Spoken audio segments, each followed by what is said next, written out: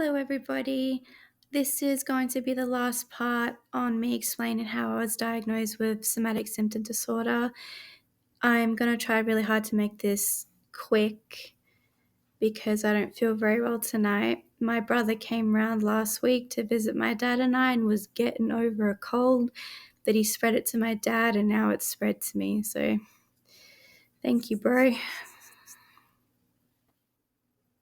Where I left off, I was explaining all the tests that I had done in April, the last one being like the heart stress tests. Not long after that test, I did see my doctor. I forget why. It wasn't to get those results because they weren't ready yet. I think it was something about a blood test. Can't remember. Doesn't matter. But in that same appointment, my doctor did explain to me that due to all these tests coming back absolutely fine, she really does believe that I'm going through all of this due to stress and anxiety. And I explained to her that I don't understand because my way that I've ever dealt with stress and anxiety has just been lack of appetite, lack of sleep, and maybe a sore stomach. But nothing like the burning, the tingling, the numbness, the weakness, the strong heart palpitations, and the pulsating in the neck and everything that I've explained previously. So it wasn't sitting well with me. I didn't feel like that was it. But when she started talking to me about somatic symptom disorder, and when I went home that day and researched it, that's what finally made me feel like that matches, that describes me. So I started to feel better, like this thing that I have been dealing with has a name. Very, very abnormal stuff, but it's also normal under this disorder. So I was starting to calm down. It's like just hearing that this thing had a name.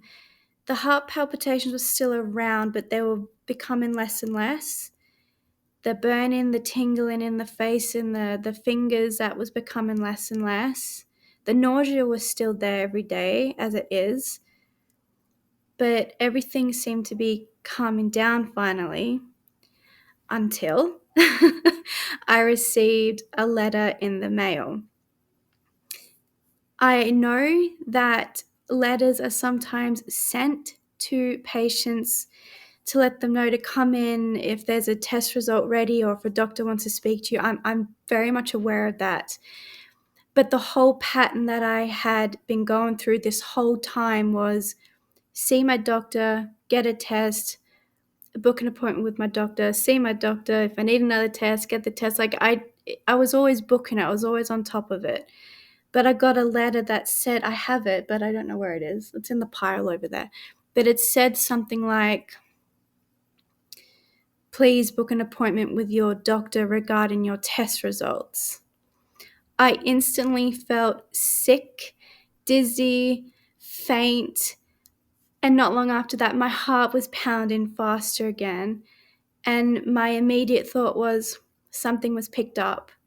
So I went to my dad and I asked him probably the same question over and over again. Do you think it means something bad's been picked up? Wouldn't they call me? I couldn't stop asking my dad. I couldn't stop asking friends. I couldn't stop asking people, like, what does this letter mean? So I rang the doctor's surgery and I asked about the letter. I said, I received a letter. Is there any way to know now, like speak to somebody what it means? But long story short, she looked up my name and she said that in the system, whatever, next to my name, it says that the letter was non-urgent. So she told me it's non-urgent, so please don't stress about it. I thanked her for her help, hung up the phone, and I stressed about it.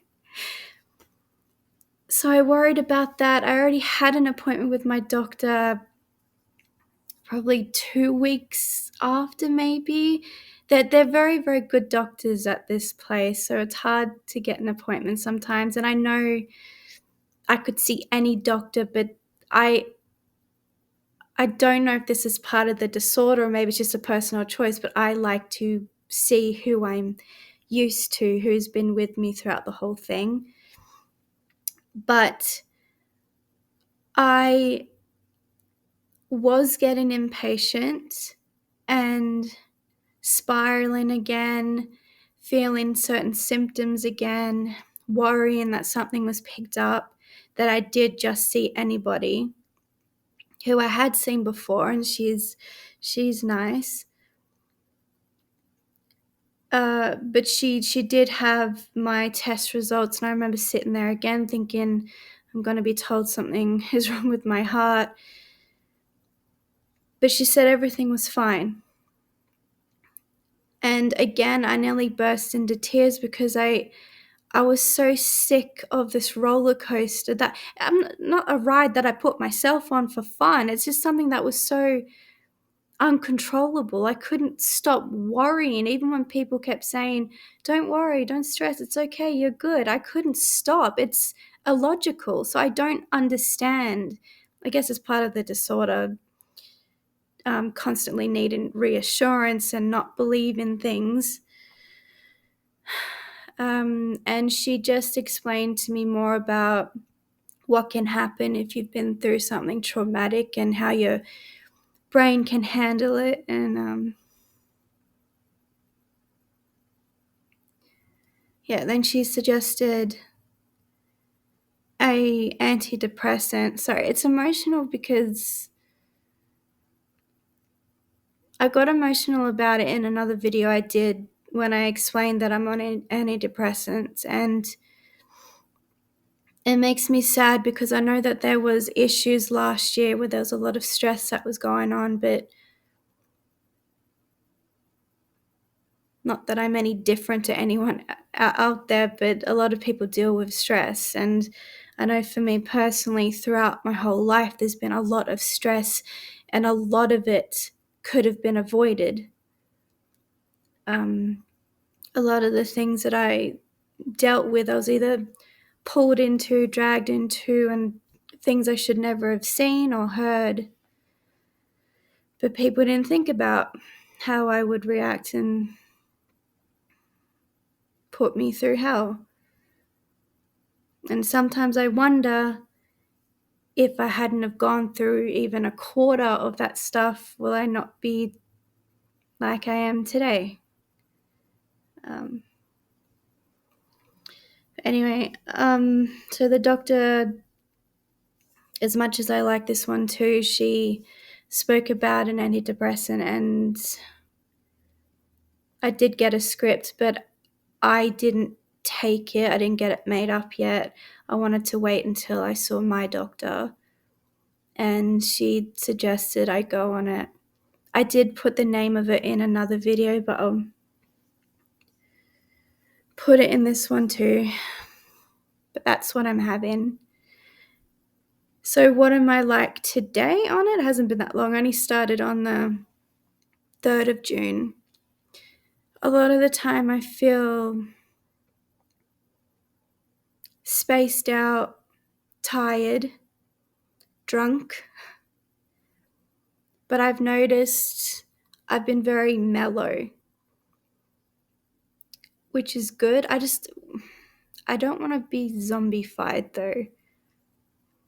But I have noticed that things that had been bothering me before, I'm just kind of like, whatever, which is good. But I don't want to rely on these.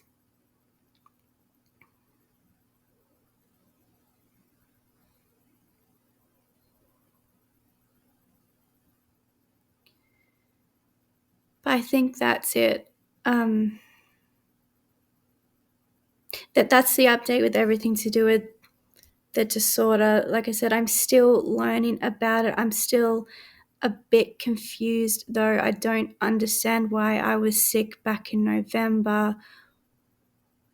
Was I sick and I exaggerated it in my head, or was it? I don't know. I'm a little bit confused. I'm still learning. But I guess it was all from stress. there are still things going on where I am going back and forth to my doctor. I did say in the last video, the video before, that I'm having issues, like female issues. So I've had some tests done recently, and there is a chance maybe I do have PCOS. I don't know. I don't understand. I already had the pelvic ultrasound, and it didn't show that, but apparently you can still have it. So there's some stuff that's not normal there either. Anyway, blah, blah, blah. Thank you so much to those who listened to me. I know there was a lot of me talking, but it really was the whole story. I don't believe I missed anything, and that's where I am now.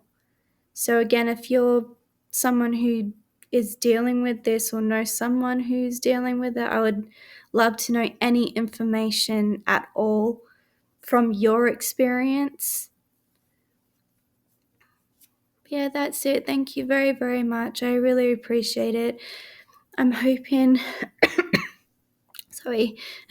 I'm hoping on Monday I can post something more fun. Unless this cold gets worse, my throat is hurting me. But I'm just glad that this is out the way. I've been wanting to explain it for a while, but now I feel better that it's all done. So thank you very, very much for being here, and I hope that you're well. Bye.